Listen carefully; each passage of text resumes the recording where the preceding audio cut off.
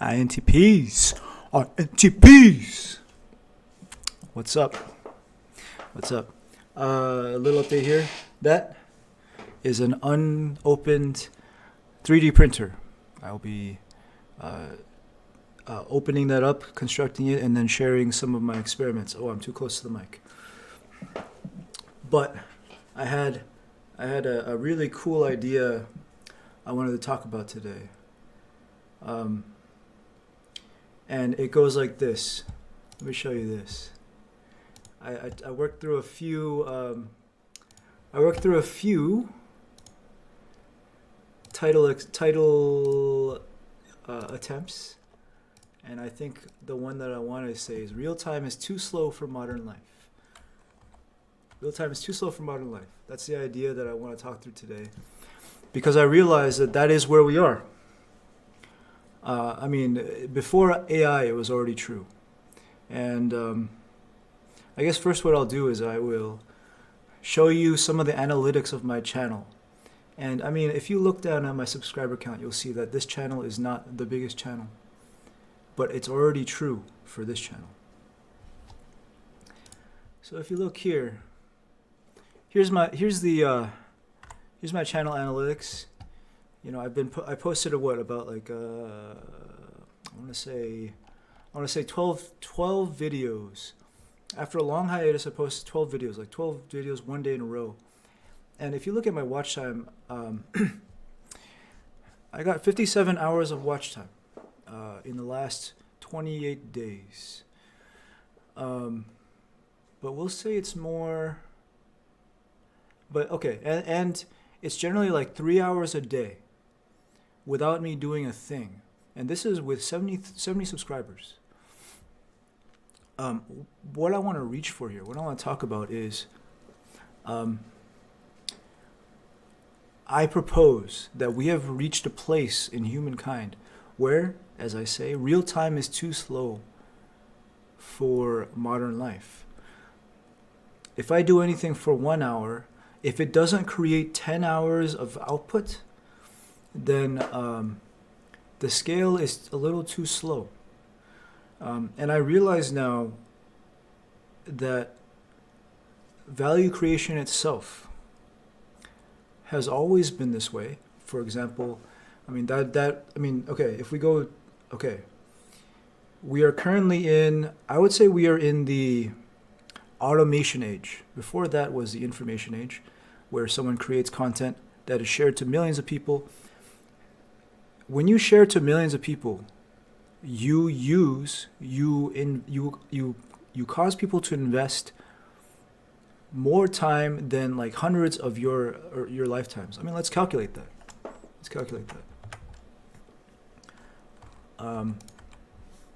Let's ask ChatGPT. When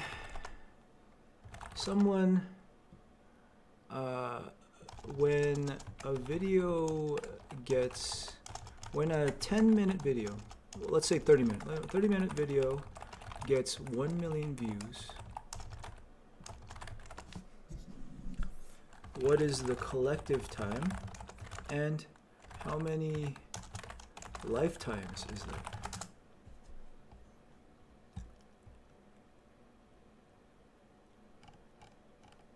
So, yes. So a 1 million view video of 30 minutes long is approximately one lifetime. As the person was going and doing other things, a lifetime of his video was watched that day. And I want to say that even if you rule out social media, if you rule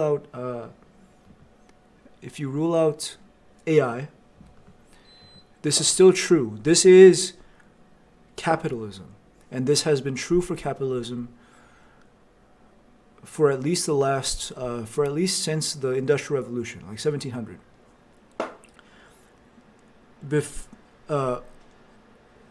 People got rich really fast in the Industrial Revolution because they systematized building machines. And the reason why these machines made them rich is because they were able to compact a 500 men's strength into a machine maybe the size of a room. And they were able to output 500 men's strength every day without fail for a year, right? When you can do that, yes, you will be rich. And hedonic adaptation says hedonic adaptation is the idea that whatever is new quickly becomes the norm over time, right?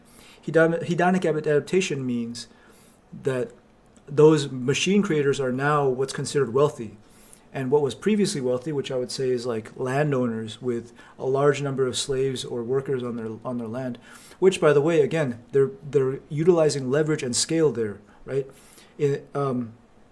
Anyways, about the machines, in one day, you can output 500 man hours an hour for the cost of for the machine's lifetime cost of like 1 man hour a day. That's just a back of the like a napkin calculation. And yes, before that, there was manpower. So whoever had the most, peasants on their land or slaves on their land, working on their land mass, and they had a lot of land, they were the rich ones. But with each new age comes a new scale of rich that just completely dwarfs the other one, and it essentially replaces them. After the industrial age came the information age, which is very much software and internet, and then I would say I recommend I'll link Myron Golden's video about like the different ages we were in, because I want to say that there's an age after the information age, and we are very much in like the content age now, and the automation age, which means like machines are starting to do the things that we thought only humans could do, creating a new crazy level of leverage. And I mean, like the level of wealth this will create is just going to be unprecedented. Once again, it's going to be just a stepwise change, like an order of magnitude, an extra zero on the richest people's wealth number, net worth. What age are we in after the information age? So I wanted to talk about that, and I wanted to think about. I wanted to go. Okay, I'll go back to the main idea, which is that real time is too slow. Reality is too slow.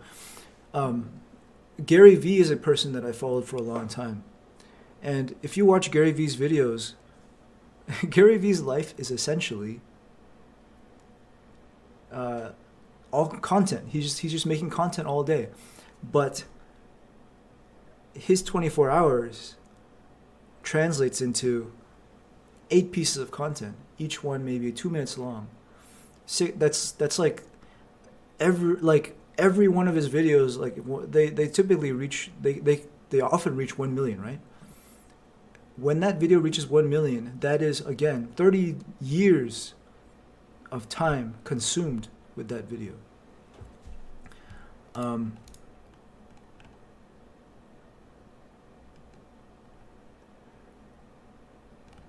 And apparently, the current age we're in is the intelligence age, but that's not the point. The point I'm trying to get at here is a big key to all this, I think, is leverage. Now, how to get that leverage? Well, this is why people talk about how social media, like you need to get on social media, because again, if I talked with one person right now, I could talk with one person, and I would be using 30 minutes of my time to create 30 minutes of output, or I could record a YouTube video. That YouTube video can reach thousands of people, and my 30 minutes can become like 50 hours. The leverage is huge, and I mean, the latest thing in AI is AI agents. Oh, AI agents is just gonna make the ability to create value, the leverage to create value is going to be, once again, just exponential in difference. So I want to explore that idea, and I want to say, like, I think in this upcoming age, well, we're already in this age. We've been in this age for hundreds of years.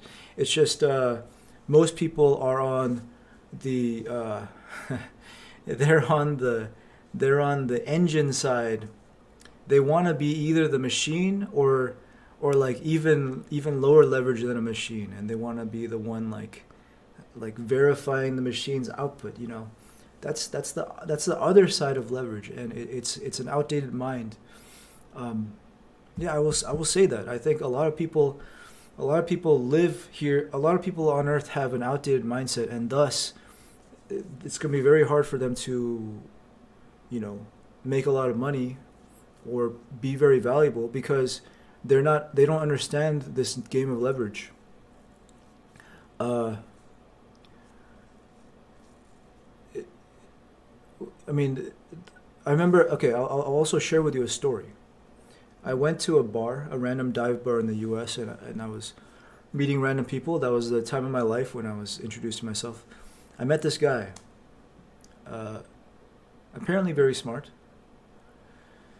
And he had majored in literature at Harvard and then decided to become a baker at a local bakery. And he began to complain. He said, yeah, I mean, I work really hard every day, and I create this beautiful bread, and I'm only paid minimum wage or something, and I don't understand. And my unconscious bubbled, and I instantly said, without thinking, I said, oh, well, it makes sense. It makes sense. Leverage, you know, an engineer, when they fix the machine that can make bread automatically, they can create $1 million in value. But when you cook your bread, you can only create $5 in value. And I mean, you know, INTP bite my foot in my mouth, but he said, yeah, I get it. And I'm just thinking about that more, and this inspires me to really want to get good at this. Really want to get good at YouTube, and just really like grease the gears in my life when it comes to leverage and like reach, the ability for my one action to multiply into 1,000. And so I feel very fortunate that I have the background in computers, and that is one big reason why I've been into computers, is because of this inherent ability. But when I can put all of this under this umbrella, it feels very clear what I need to do next. I also want to say that I think a big reason why society has moved so fast, and the only reason that any movement can make any change at all, can make any headway at all, is through this form of leverage. And like I can say asynchronous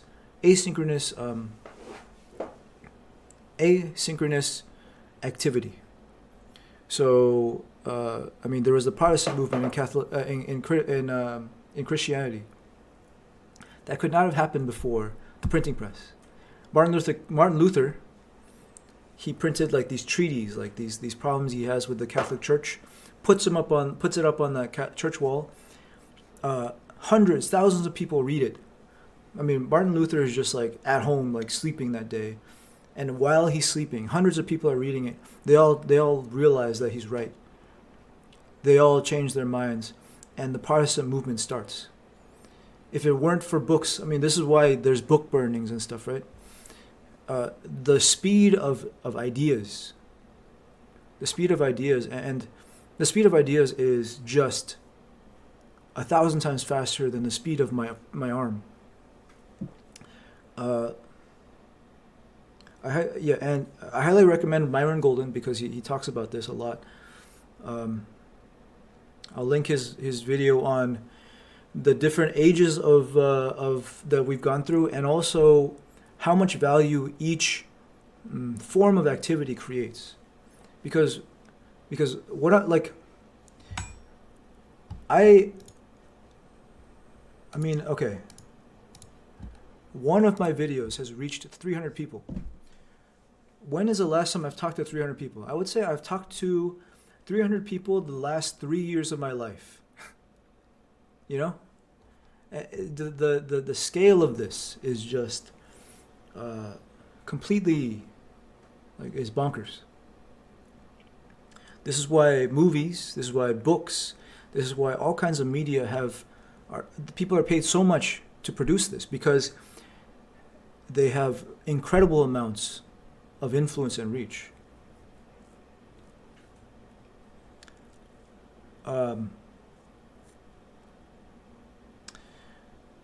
So I'm very encouraged because as an INTP, perhaps you should be encouraged too.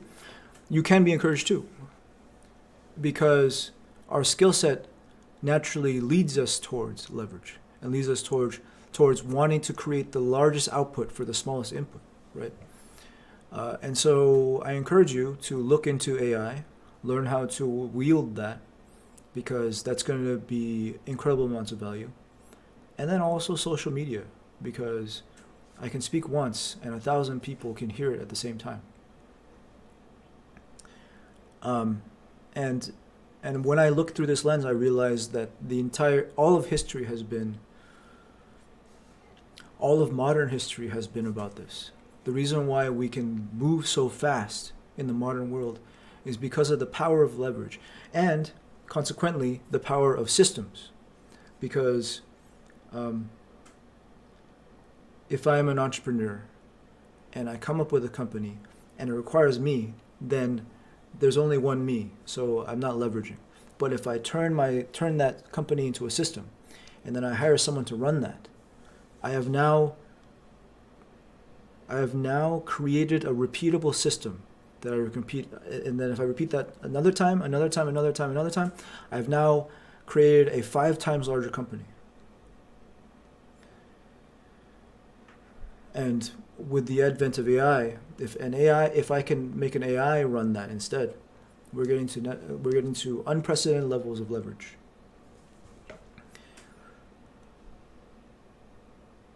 As a side note, I'll say this quickly and then I'll wrap up. As a side note, there are other leverageable parts of our life. One is intelligence. My perspective is something that just multiplies all of this, and so studying a lot is important. By the way, I intend to read all of Jung's books, and I'm going to read many books, but I'm just turned on to this idea of multiplication and leverage. How can I make my one action be 1,000x in the output? I've been thinking about that, and I mean it's good to see everyone. I'd love to know what you think about this, and yeah. Oh well, I have a meetup tomorrow, and I'm gonna meet 9 other people that are interested in MBTI, and see that's case in point. Not the most leveraged, but 9 times more than just me talking to myself. So sure. Anyways, word up, peace out, see ya tomorrow. Or when I see ya. See you when I see ya.